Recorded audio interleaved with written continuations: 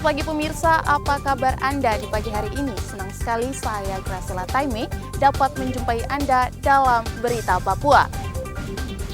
Sejumlah informasi menarik dan teraktual telah berhasil dirangkum tim redaksi kami. Berikut 3 berita utama hari ini.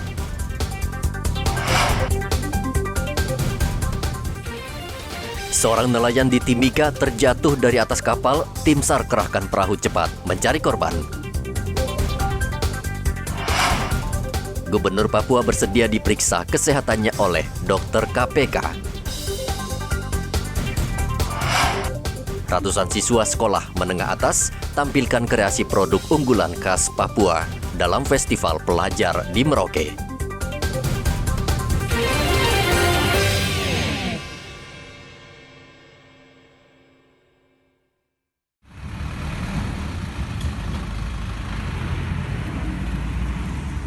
Tim SAR Timika mengerahkan anggotanya untuk mencari seorang anak buah kapal motor Agung Berkah Bahari yang terjatuh ke laut pada Sabtu lalu saat sedang mencari ikan di Laut Kokonau, Timika. Laporan diterima tim SAR pada Ahad kemarin dan hingga berita ini disusun, proses pencarian masih berlangsung. Saksi mengatakan korban terjatuh saat sedang buang air besar di pinggir kapal akibat hantaman ombak yang besar. Tim SAR juga sudah meminta informasi dari kapal nelayan yang sedang mencari ikan di seputaran Laut Kokonau. Tim mendapatkan informasi bahwa pencarian sudah dilakukan oleh kurang lebih sekitar 6 kapal yang terlibat dalam pencarian, namun hasil masih nihil. Kemudian setelah tim Basarnas Timika sampai di lokasi menggunakan RIP dengan 1 tim rescue, kemudian kami melakukan update untuk kapal-kapal yang ada di sekitar. Kemudian kami melaksanakan pencarian berdasarkan SAR map. Dan hari ini untuk total area yang di-cover kurang lebih sekitar 5 nautical mile. Pencarian hari ini dengan hasil nihil dan tim sementara melaksanakan istirahat. Dan pencarian akan dilaksanakan besok hari dengan total area yang diperkirakan kurang lebih sekitar 11 nautical mile. Saat ini tim SAR sudah membangun pos atau bevak di pinggir pantai Kokonau untuk mempermudah proses pencarian. Dari Mimika, Papua, Igobat Momolin melaporkan.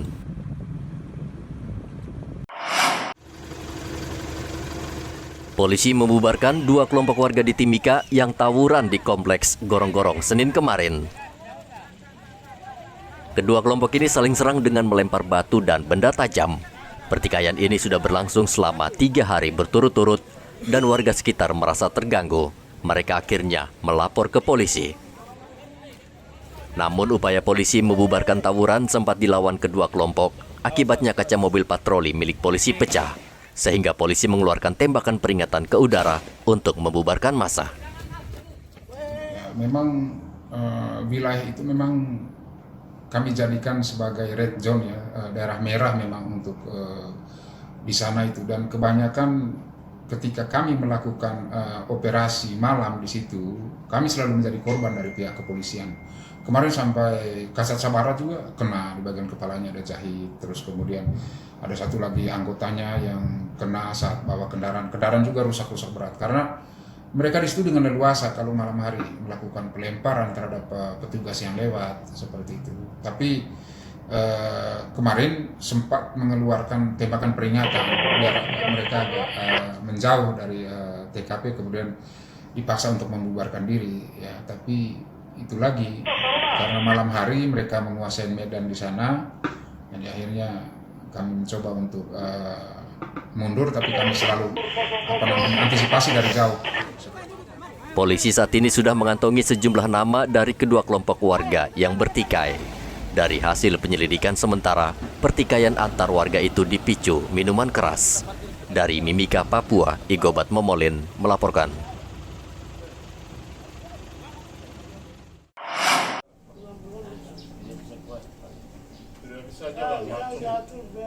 Gubernur Papua Lukas NMB sudah 2 kali mangkir dalam pemeriksaan KPK atas dugaan kasus gratifikasi senilai 1 miliar rupiah. Kepala Kepolisian Daerah Papua Irjen Matius Fakiri sudah bertemu dengan Lukas di kediaman pribadinya akhir pekan lalu di Koya Tengah, Distrik Moratami. Matius berusaha membujuk Lukas agar mau diperiksa KPK karena sudah berstatus tersangka. Namun Lukas tidak bersedia karena masih sakit. Menurut Matius, Lukas akhirnya bersedia diperiksa tim dokter dari KPK. Hingga saat ini, Lukas masih menunggu jadwal pemeriksaan kesehatan dari pimpinan KPK. Dalam penegakan hukumnya kasus korupsi itu tidak melihat kalau kita bilang kasus justice, karena kalau korupsi itu kan kejahatan negara, kejahatan luar biasa. Namun saya harus menyampaikan dan saya yakin di Jakarta pun mereka mempertimbangkan perkembangan dampak dari kejahatan hukum itu. Sehingga itu yang saya minta kepada teman-teman, kita memberikan edukasi, menyampaikan hal-hal yang soft supaya masyarakat di tanah Papua, khusus kita di Jayapura, di Sentani, tidak dihadap-hadapkan. Terus juga masyarakat jangan mudah terpengaruh karena ada kepentingan lain yang seolah dihadap-hadapkan antara sesama anak negeri yang ada di Papua. Kita lihat kemarin kan ada orang kena panah wayar. Hanya mereka bermain sendiri, tapi sudah disunat kemana-mana. Kan betul-betul. Orang minum di warung, itu isinya kemana? Isinya ke sana. Nah ini yang kita berusaha untuk kita kelola dia dengan baik, sehingga nanti penegakan hukum itu bisa dilaksanakan tanpa adanya. Kapolda menambahkan saat bertemu Lukas situasi sempat tegang.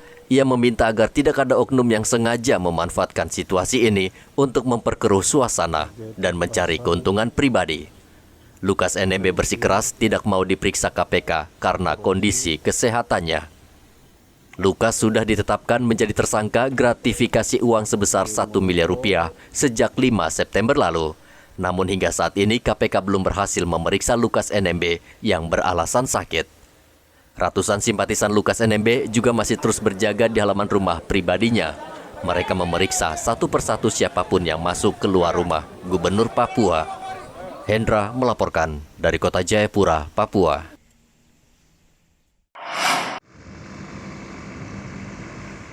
Instruksi Kapolri terkait pelarangan melakukan tilang manual sepertinya belum bisa dilaksanakan seluruh jajaran Polres di Indonesia. Hal ini disebabkan peralatan penunjang tilang elektronik belum sepenuhnya tersedia di sejumlah daerah.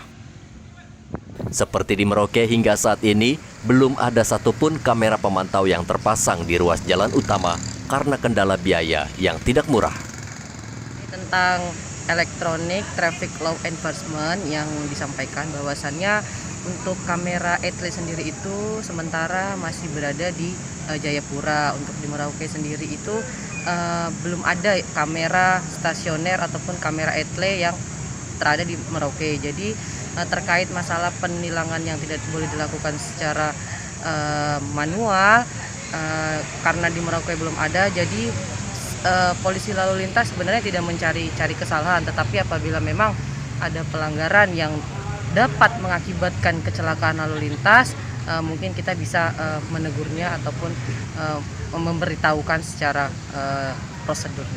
Kira-kira Bu Kasat kapan ya kira-kira untuk kamera tersebut mungkin terpasang di Kota Merauke? Ya, kita menunggu dari Korlantas dan Direktorat untuk pemasangan kamera etle tersebut di Kabupaten Merauke. Di Merauke, tilang manual masih diberlakukan menunggu sampai kamera sudah terpasang di seluruh ruas jalan. Penghapusan tilang manual bertujuan untuk memperbaiki citra polisi di masyarakat karena sudah menjadi rahasia umum. Banyak oknum anggota Polri yang justru memeras pengendara yang tertangkap basah melanggar aturan lalu lintas. Sementara itu, Polres Mimika menggelar razia di pintu masuk distrik Kuam Kinarama dan checkpoint 28 Timika. Setiap kendaraan, baik sepeda motor dan mobil, diperiksa satu persatu. Razia ini dilakukan untuk menjamin keamanan di Timika akibat perang suku yang terjadi 3 tahun lalu. Saat ini, 2 kelompok yang bertikai sedang dalam proses damai dengan membayar denda. Polisi ingin memastikan tidak ada pihak lain yang memprovokasi sehingga menimbulkan kerusuhan. Kegiatan sweeping itu dilakukan untuk cipta kondisi. Cipta kondisi itu artinya bahwa selama kurang lebih sebulan ini Kamtipmas di Kota Timika khususnya di Kuam Kinarama itu sedikit terganggu dengan adanya acara adat untuk pengumpulan dana pembayaran perang saat 2015 itu. Kemudian orang-orang baru begitu terlihat banyak. Kemudian tingkat kerawanan juga terjadinya kriminalitas juga selama kurang lebih sebulan ini meningkat di Kota Timika, sehingga Kapolres memerintahkan Bakops untuk melakukan tindakan tegas penegakan hukum terhadap para pelaku yang disinyalir memang semua terjadi pertikaian itu awalnya dari minuman keras, sehingga yang ditekankan itu minuman keras, kemudian kebiasaan masyarakat yang membawa senjata tajam di jalanan, di ini itu harus ditegakkan karena memang ada aturan yang undang-undang darurat itu. Selama razia, polisi berhasil menyita sejumlah senjata tajam dan minuman keras. Mereka yang membawa senjata tajam harus menandatangani surat perjanjian untuk tidak mengulangi perbuatannya. Polisi sekali lagi melarang setiap pengendara yang masuk maupun keluar dari distrik Kuamkin Narama tidak membawa senjata tajam dan minuman keras. Bila tidak mematuhi, mereka akan dikenai sanksi pidana. Dari Merauke dan Timika, Muhammad Ridwan dan Igobat Momolin melaporkan.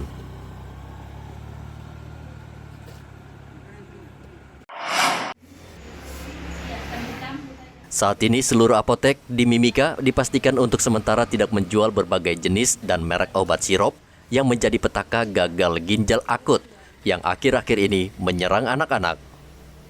Dari pantauan reporter kami di Timika, BPOM melarang menjual sementara seluruh obat sirup yang ada di apotek, baik untuk orang dewasa maupun anak-anak. Seluruh apoteker juga sudah mendapat surat edaran dari BPOM Timika, bahkan Dinas Kesehatan terkait larangan penjualan obat sirup. Yang dari Menteri Kesehatan, kita udah nggak menjual lagi. Walaupun tadi malam kan ada Balai POM tuh, ada edaran.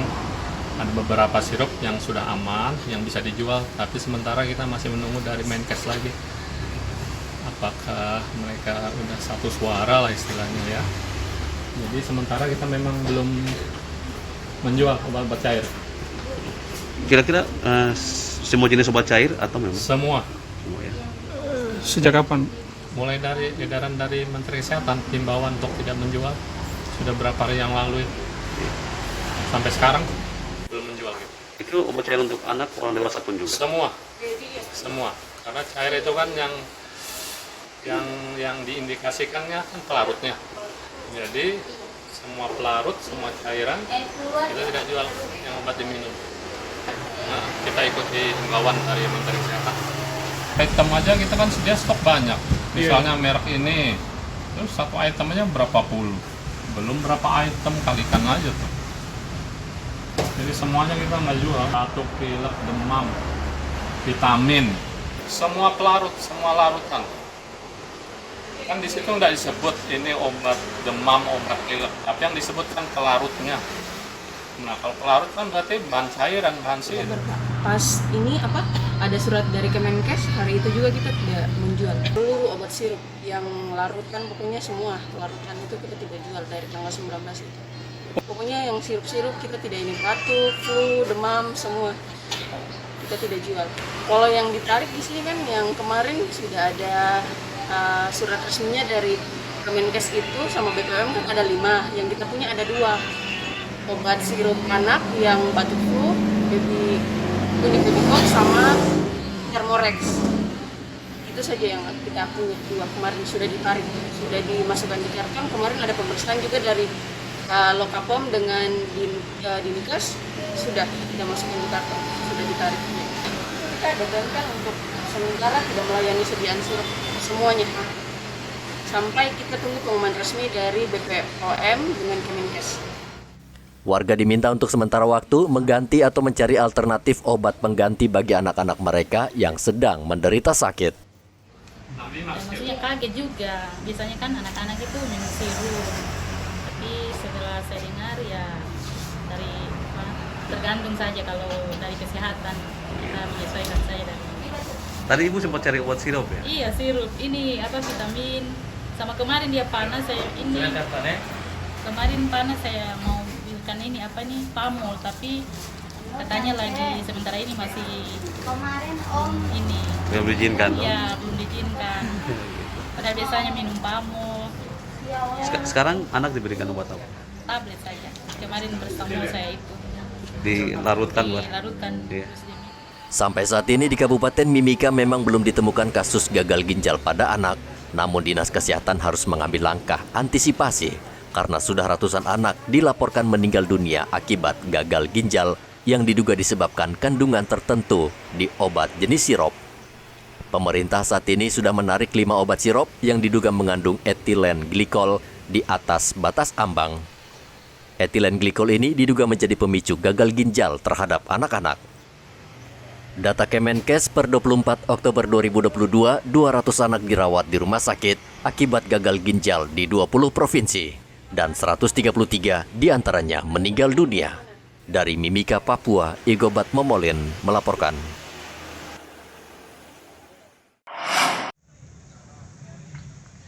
Penyebaran COVID-19 saat ini masih terjadi di sejumlah daerah, walaupun jumlahnya menurun dan tidak setinggi beberapa bulan sebelumnya.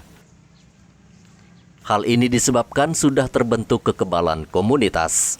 Namun Ikatan Dokter Indonesia, IDI Merauke meminta masyarakat tetap menerapkan protokol kesehatan seperti menggunakan masker di tempat tertutup, karena fungsi masker sangat banyak manfaatnya. Pandemi ini tetap masih ada. Virus corona COVID-19 masih ada. Himbauan saya bahwa memang sekarang himbauan dari pusat, kalau kita di luar gedung boleh tidak pakai masker. Tapi apabila kita lagi berkumpul di suatu ruangan, kami harapkan pakai masker. Sebenarnya pakai masker tuh bagus juga karena di luar sana banyak debu, banyak kuman. Kalau memang masyarakat masih ingin pakai masker tidak apa-apa. Artinya untuk mencegah dan mengurangi kontak daripada masing-masing masyarakat, dan untuk cuci tangan tetap juga harus dikerjakan, terus untuk menghindari kerumunan juga harus dikerjakan ya. Jadi masker kalau bisa tetap dipakai kalau saya ya, kalau di luar begini memang kita boleh lah karena udaranya naik atas, tapi cuci tangan tetap dikerjakan sama jaga jarak kalau mau terlalu rame orang. Saat ini pemerintah sudah mengizinkan warga tidak menggunakan masker di tempat terbuka. Namun di tempat tertutup, pemerintah menganjurkan tetap memakai masker. Kasus COVID-19 di Indonesia per 24 Oktober 2022 bertambah sekitar 2.000 kasus. Namun jumlah penderita yang meninggal dunia cenderung semakin sedikit. Muhammad Ridwan melaporkan dari Merauke, Papua. Selama 2 minggu terakhir, setidaknya ada 5 kasus yang cukup menonjol yang sedang ditangani Polres Merauke. Dan seluruh kasus tersebut hingga kini belum tuntas terungkap. Sebut saja kasus pembobolan toko emas, toko laptop, kasus pencurian motor, serta dugaan kasus pembunuhan. Kapolres Merauke AKBP Sandi Sultan memerintahkan seluruh anggota, khususnya bagian reskrim dan intel agar segera mengungkap kasus tersebut dengan menangkap para tersangka. Memang saya pertama awal menyampaikan bahwa penegakan hukum itu paling belakang, khususnya di tanah Papua.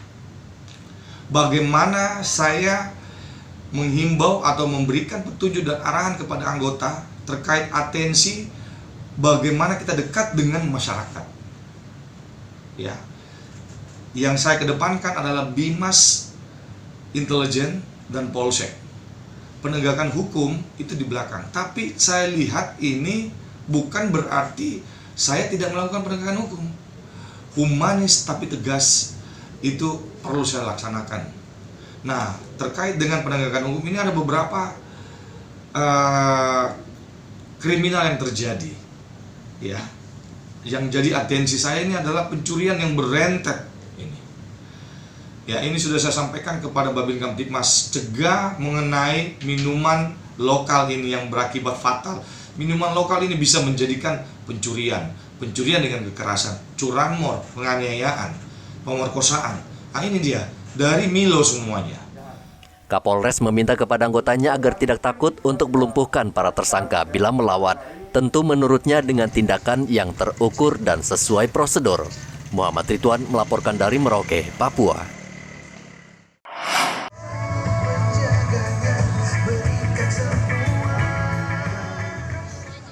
Festival Pelajar Nusantara Senin kemarin mulai digelar secara serentak di seluruh Indonesia. Festival ini diselenggarakan Lembaga Penyiaran Publik Radio Republik Indonesia. Di Merauke, festival diselenggarakan di halaman RRI Merauke yang diikuti seluruh pelajar di Merauke setingkat SMA dan SMK. Para pelajar memamerkan berbagai hasil karya kerajinan tangan seperti tas adat Noken, aksesoris adat Papua, busana Papua, flora dan fauna Papua, dan seni lukis. Festival Pelajar Nusantara ini disambut gembira para pelajar. Dalam ajang ini mereka mengaku bisa berkreasi dan karya mereka bisa dipamerkan, bahkan dijual ke khalayak ramai. Ini dari SMA mana ini?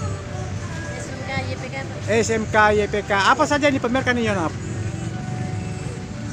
Benang. Apa itu? Benang. Benang apa itu? Ini. Terus apa lagi? Apa lagi? Benang. Kelang. Nah, terus? Tas. Tas. Yang buat siapa, Yonap? Yang buat saya yang buat. Oh, bukan. Yonap, bagaimana tanggapan kau dengan kegiatan pameran pelajar ini? Kami SMK YPK pamerkan. Bisa pamerkan ya Pamerkan hasil karya ini. hasil karya. Apa yang kau pamerkan hari ini? Di sini kami memamerkan ada filogenetik. Ini Mana? ada kalungnya juga. Di sini juga ada gelangnya. Gitu. Bagi siapa yang ingin membeli silakan datang ke stand kami. Oh gitu. Jadi ini selain dipamerkan bisa dijual juga Bisa ya? dijual juga. Keisha, gimana perasaan Anda dengan adanya pameran pelajar ini? Senang dengan ada pameran ini, kami bisa membuat karya kami, hasil karya kami bisa dijual lagi kembali, bisa dilihat banyak orang. Festival Pelajar Nusantara 2022 juga diisi dengan berbagai kegiatan seperti talk show, pameran budaya, kesenian, dan lain sebagainya. Festival ini berlangsung hingga 27 Oktober dan bertujuan untuk menumbuhkan kecintaan generasi muda terhadap NKRI. Muhammad Ridwan melaporkan dari Merauke, Papua.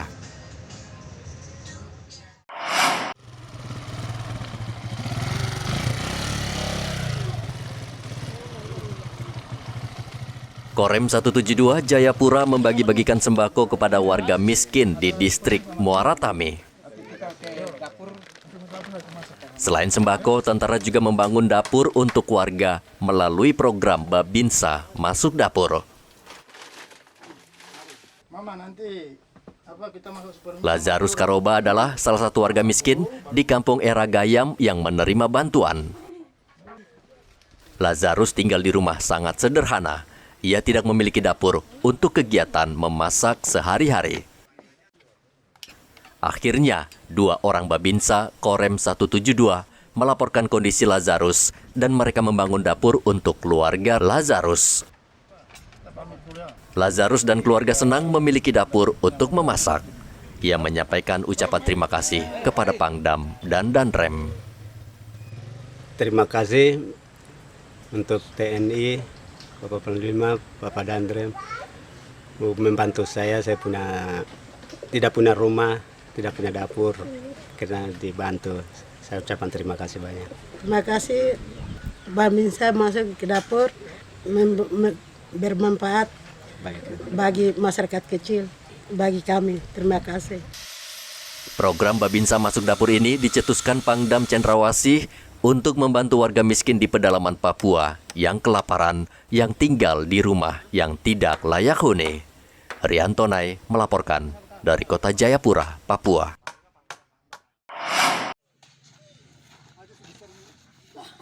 Sudah bukan rahasia lagi, tugas Polri di tanah Papua tidak hanya menjamin Kamtibmas, melainkan juga turun ke masyarakat untuk berperan sebagai guru. Mereka mengajar anak-anak untuk menanam wawasan kebangsaan.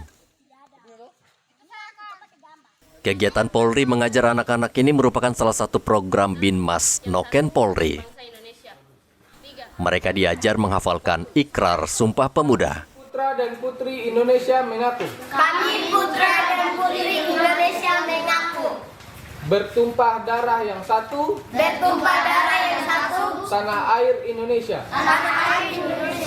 Sumpah Pemuda 1.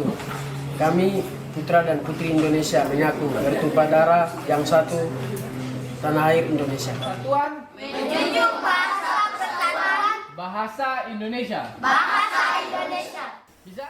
Anak-anak asli Papua ini tinggal di daerah pegunungan, tepatnya di Kabupaten Duga, di mana bangunan sekolah yang layak tidak ada. Wajar bila mereka tidak mengenyam pendidikan yang baik. Selain di Kabupaten Duga, polisi Binmas Noken juga mengajar anak-anak di distrik Sugapa, Kabupaten Intan Jaya. Program Binmas Noken Polri ini merupakan salah satu program yang disebut sebagai Polisi Piajar yang dibentuk Polri sejak tahun 2018. Igo Batmomolin melaporkan dari Kabupaten Duga, Papua.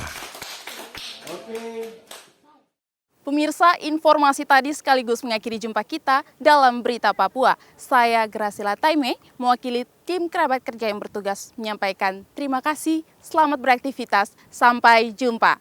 Wanyambe.